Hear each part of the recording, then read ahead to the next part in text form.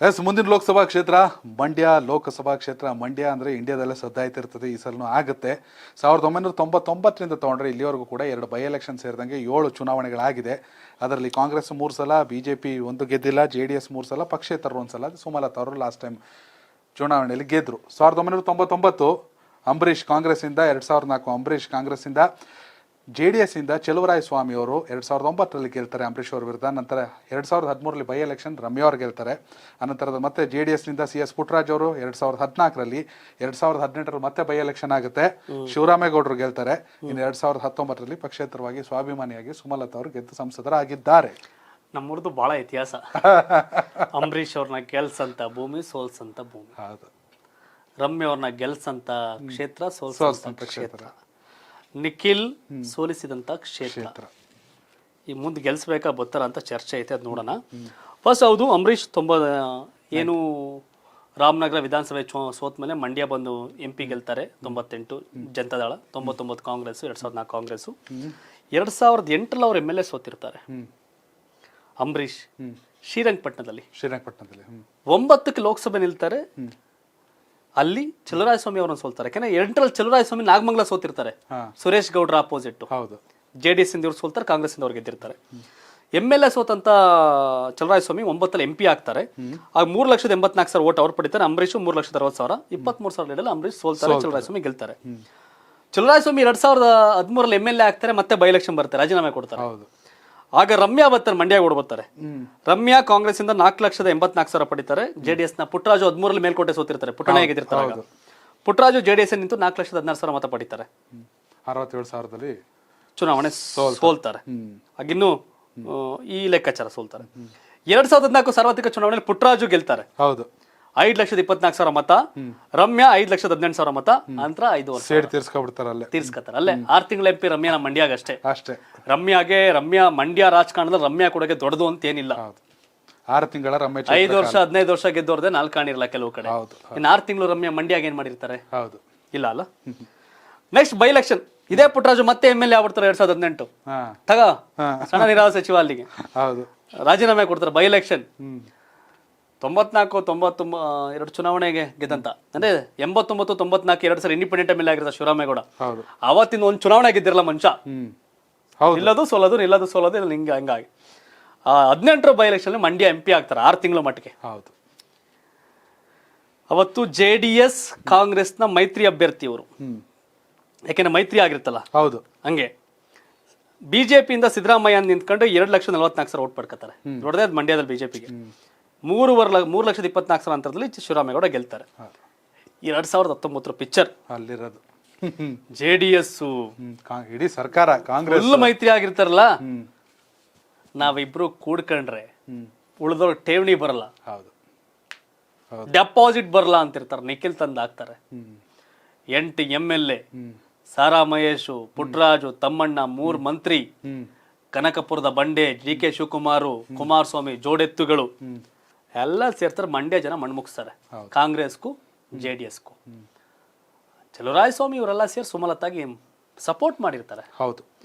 ಸುಮಲತಾ ಅವ್ರ ಪಕ್ಷೇತರ ಅಭ್ಯರ್ಥಿಯಾಗಿ ನಿಂತ್ಕೊಂಡು 7,03,000 ಮತ ಪಡಿತಾರೆ. ನಿಖಿಲ್ 5,77,000 ಮತ ಪಡಿತಾರೆ. 1,25,000 ಮತಗಳ ಅಂತರದಲ್ಲಿ ಗೆಲ್ತಾರೆ.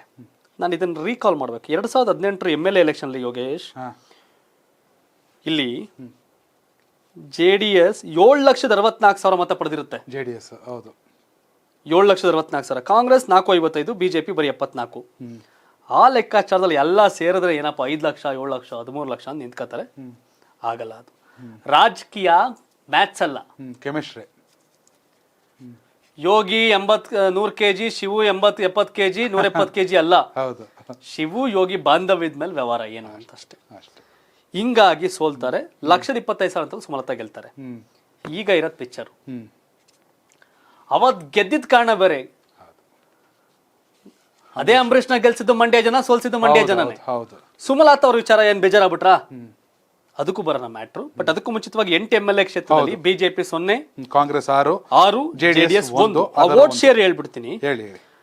ಕಾಂಗ್ರೆಸ್ ಅಭ್ಯರ್ಥಿಗಳು 5,81,000 ಮತ ಪಡೆದಿದ್ರೆ BJP 1,80,000, JDS 5,69,000 ಮತವನ್ನ ಪಡೆದಿದ್ದಾರೆ.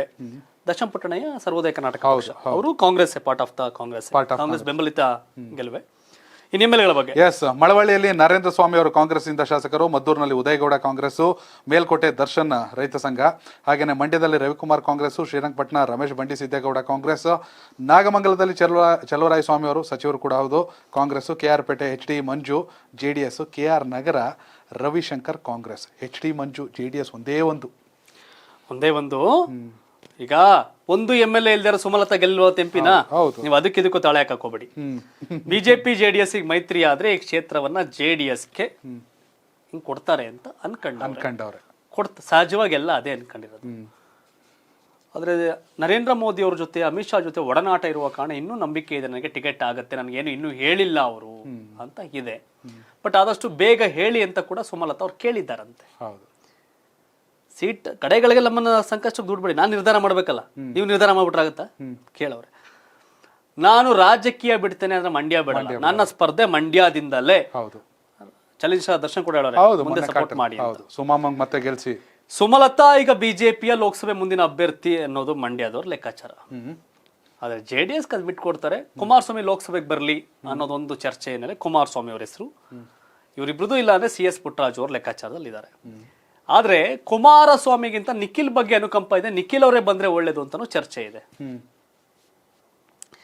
1,80,000 ಬಿಜೆಪಿ ಓಟ್ ಇದೆಯಲ್ಲ, ಅದು ಡಿಸೈಡಿಂಗ್ ಫ್ಯಾಕ್ಟರ್ ಮಂಡ್ಯದಲ್ಲಿ. ಹೌದು.